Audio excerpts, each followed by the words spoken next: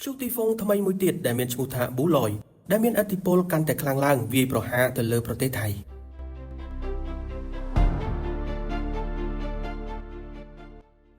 ឡូវនេះនៅក្នុងប្រទេសថៃកំពុងតែរងឥទ្ធិពលនៃព្យុះរ៉ាហ្គាហ្សាដែលរ៉ាហ្គាហ្សាគឺជាព្យុះមួយដែលបានវាយប្រហារខ្លាំងនិងកំពុងតែអុកឡុកនៅក្នុងភាគខាងត្បូងនៃប្រទេសចិនមានទីក្រុងហុងកុងម៉ាកាវជាពិសេសនៅតៃវ៉ាន់គឺរងផលប៉ះពាល់ខ្លាំងដែលមិនទាន់បានស្រាកស្រាននៅឡើយ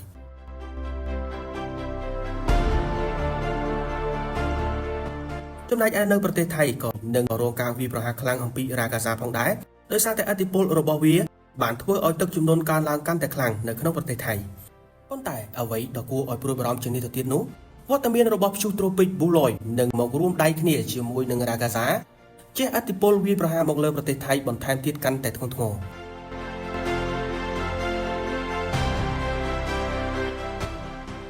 វាបានធ្វើដំណើរចេញអំពីភាគខាងលិចនិងភាគពាយព្យឆ្ពោះទៅកាន់ប្រទេសវៀតណាមឬក៏ភាគខាងត្បូងនៃប្រទេសចិនបើយោងទៅតាមកាសែត The Nation Thai ដែលបានបោះពុម្ពផ្សាយបាននិយាយថាភ្នាក់ងារអូតូនិយម TMD បានបញ្ចេញរូបភាពកាយរណបនៃព្យុះទីហ្វុងរ៉ាហ្គាហ្សាដែលរួមជាមួយនឹងព្យុះត្រូពិកប៊ូឡយ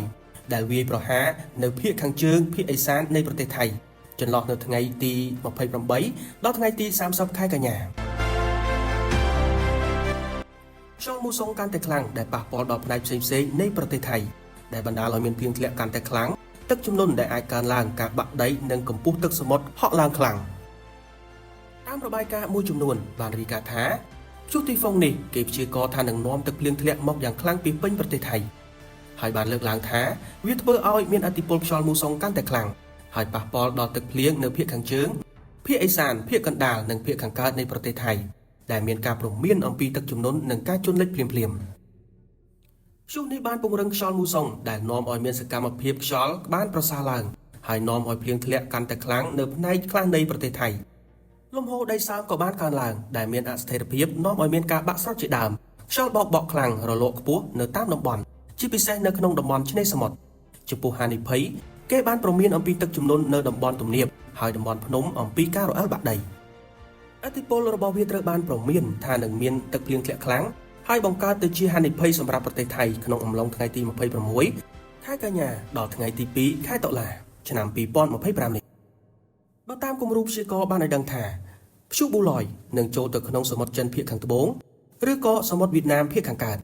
ហើយក៏ទំនងជាខិតជិតប្រទេសវៀតណាមឬក៏ភាគខាងត្បូងនៃប្រទេសចិនប្រហែលជាថ្ងៃទី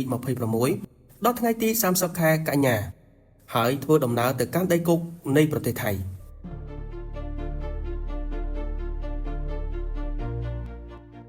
ទ្ធិពលរបស់ព្យុះប៊ូឡយវាបានពង្រឹងខ្យល់មូសុងនៅក្នុងតំបន់ដែលធ្វើឲ្យផ្នែកខ្លះនៃប្រទេសថៃដែលគេបានមើលឃើញថានៅភាគខាងជើងភាគឦសានបូព៌ានិងតំបន់នៅមាត់សមុទ្រអាចមានភ្លៀងធ្លាក់ខ្លាំងហើយភ្លៀងធ្លាក់កាន់តែខ្លាំងឡើងនៅតំបន់ដាច់ស្រយាលមានខ្យល់បោកបក់ខ្លាំងផ្ទៃសមុទ្រទឹករលកបានហក់ឡើងខ្ពស់ក្នុងអំឡុងថ្ងៃទី26ខែកញ្ញាដល់ថ្ងៃទី2ខែតុលាឆ្នាំ2025នេះវាបានបង្កឲ្យមានភ្លៀងធ្លាក់ដែលមានលក្ខណៈប្រមូលផ្ដុំគ្នាខ្លាំងក្នុងរយៈពេល5ថ្ងៃនៅកន្លែងភាគច្រើនដែលត្រូវបានរំពឹងទុក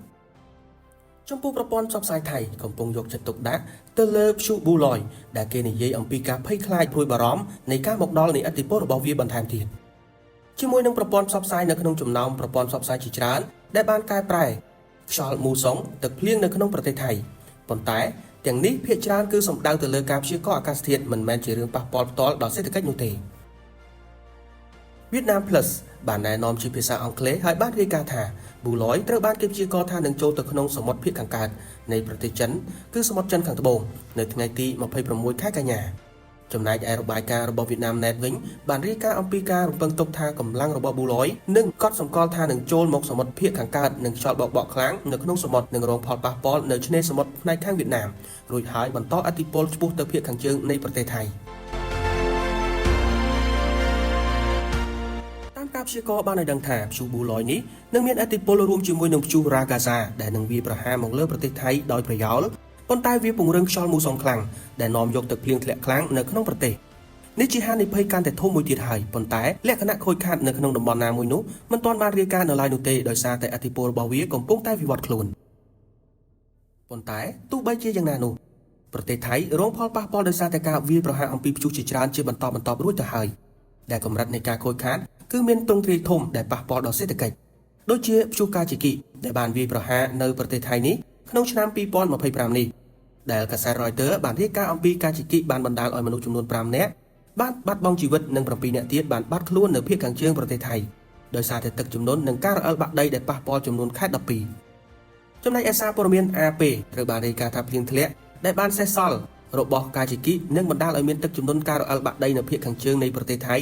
ដែលប៉ះពាល់ដល់មនុស្សជាងប្រមាណ600នាក់ហើយត្រូវបានជម្លៀសចេញនិងមានចំនួនអ្នករបួសច្រើនទៀតចំពោះការរំខានដល់វិស័យកសិកម្មយ៉ាងធ្ងន់ធ្ងរ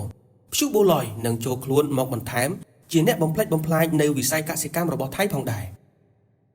ដោយសារតែទឹកជំនន់ក្នុងតំបន់ឬក៏ទឹកជំនន់ដែលវាអាចកាត់បន្ថយឬក៏បំផ្លិចបំផ្លាញទាំងស្រុងនៅទិន្នផលនៅក្នុងតំបន់ហើយវានឹងរងផលប៉ះពាល់ធ្ងន់ធ្ងរដោយជំរុញឲ្យមានតម្លៃស្បៀងអាហារត្រូវបានកើនឡើងនៅក្នុងប្រទេសថៃឥទ្ធិពលរបស់ព្យុះនិងទឹកជំនន់នោះវាបានពន្យាពេលសម្រាប់ការដឹកជញ្ជូនចំពោះផ្លូវត្រូវបានខូចខាតឬក៏ដាច់ទាំងស្រុងហើយស្ពានខ្លះក៏ត្រូវបានបំផ្លាញចោលដោយសារតែទឹកជំនន់បាក់ស្រុតដីឬក៏ព្យុះកាន់តែខ្លាំងការប៉ះពាល់ដល់ការចែកចាយនិងសង្វាក់ផ្គត់ផ្គង់ផលិតផលដែលបានបង្កើនថ្លៃដឹកជញ្ជូនកើនឡើងខ្លាំងនិងពន្យាពេលនៃការទទួលទិញទំនិញ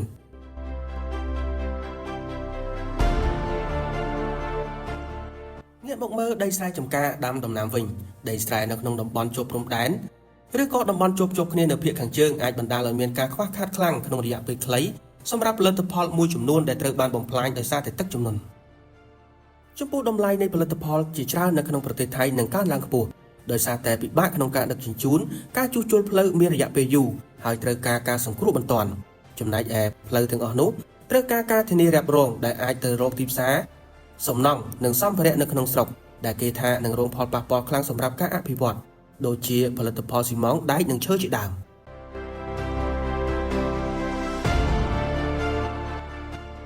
បាននិយាយជារួមព្យុះបូឡយនេះវាវាយប្រហារមកលើប្រទេសថៃដោយរួមដំណើរជាមួយនឹងគន្លងផ្លូវរបស់ព្យុះរ៉ាហ្គាហ្សា